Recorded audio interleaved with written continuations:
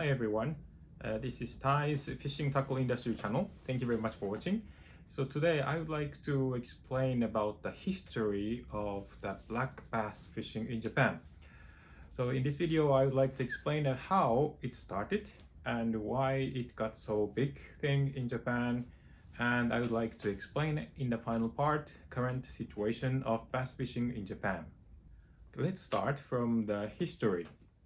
So first, when it started is that in 1925, so the international businessman called Tetsuma Akaboshi, he had brought bass from California to Japan.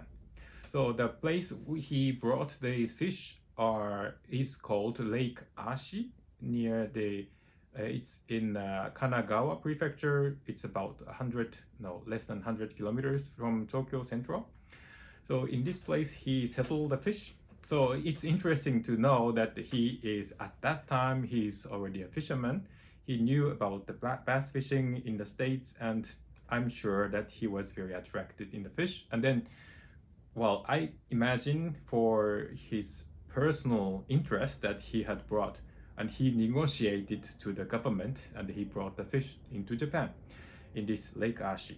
So this is the first lake that it had bass fishing, and then it started to spreading out with some people's bringing away the fish from that lake. So, and then another thing is significant of this spread of this fish, black bass, largemouth bass, is after the war, World War II. So we are beaten by the United States, and then so at a certain moment we were occupied by the US military. At that time, many soldiers, of course, many Americans who likes to go fishing. And then, of course, everyone can imagine that so he wants to bring your game fish into the place where you are living. So at that time, so many of the US soldiers had brought, or they knew that the bass is somewhere in Japan, and then he spread it. So he brought from Lake Ashi some bass, and then bringing to some lakes nearby where they are living. And then what is coming next is the economic boom in Japan. It started from 1970s. So this booming economy had made many people, normal people, goes more outdoor for the leisures. They had more money to enjoy the leisures, and they have more time to enjoy their activities for the leisure activities in the outdoors. So one of the outdoor activities they were enjoying is the bass fishing. In that booming period, so many Japanese were, let's say, looking up the European or the Western things. So something imported is very highly valued. So bass fishing was one of them, and many people were very much admire to enjoy the game fishing style, bass fishing, lure fishing, catching black bass with the lures. So these were the another factors which made this bass fishing booming in Japan. So in this period, that many of the Japanese brands came into the market. So with this strong economic power, so Japanese people had a very, very strong purchasing power, especially at the later period of this booming. It's the 1990s. So these are the, let's say, highest peak timing of the Japanese black bass fishing market. So in this period of time, so you know a lot of brands like Mega Bass or the Jackal. So these lures are coming out, and then they made a strong foothold in the market there. And then even at that period, and then many of the top anglers started their competition, taking part in the competitions in the bass fishing tournament in the States and so on. So then gradually we are, let's say, growing our experience, and then the market and technology for lure making and so on, these were brushed up. And the time turned into millennium, and then the turning point of the Japanese bass fishing was in 2004. So in 2004, legislation, very strong, very impactful legislation for the bass fishing field is, let's say, set by the government. And this legislation, this law is called the Specified Alien Species Act. And then this is, simply speaking, trying to diminish the alien species to protect the native species in the waters around Japan. So this is, let's say, prohibiting the move or transfer of the existing bass from one place to another. And then in some areas, some stricter areas, no catch and release is even allowed.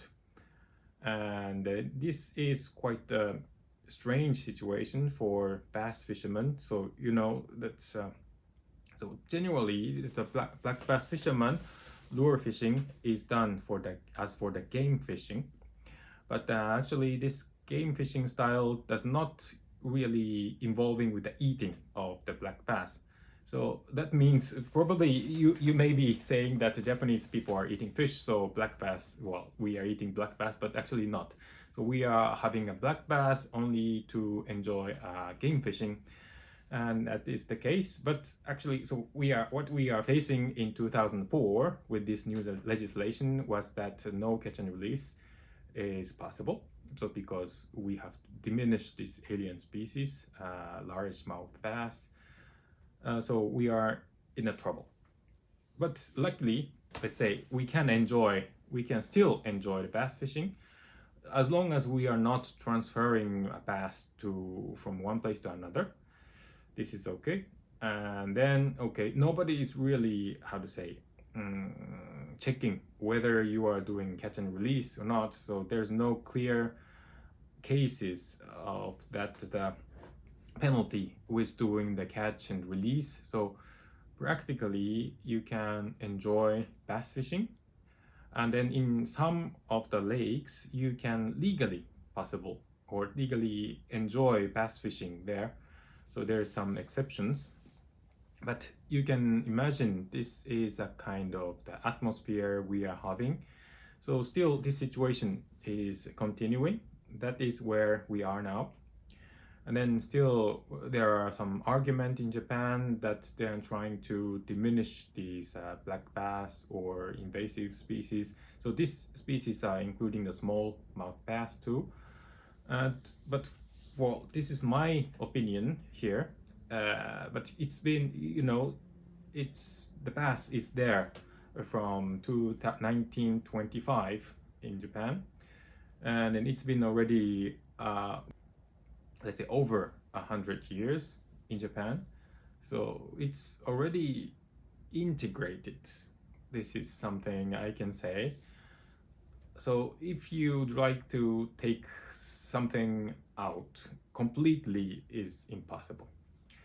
So there we have to understand the ecology of the situation is already changed.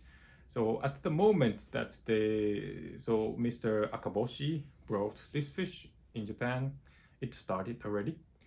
But it was the beginning. But this is a beginning for bass fishermen. This was a very good beginning, but for some other native species, it was not so much comfortable situation.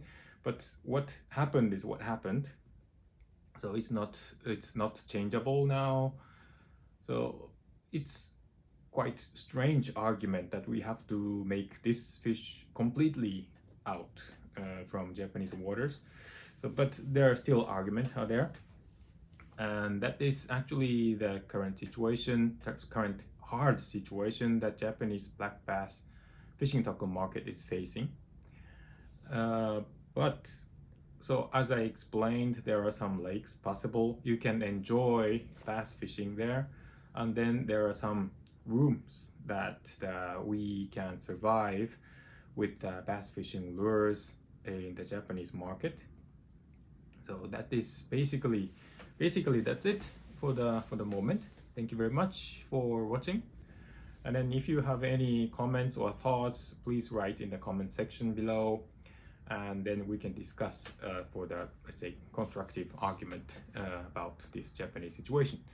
So thank you very much for watching, and then have a good day. Bye.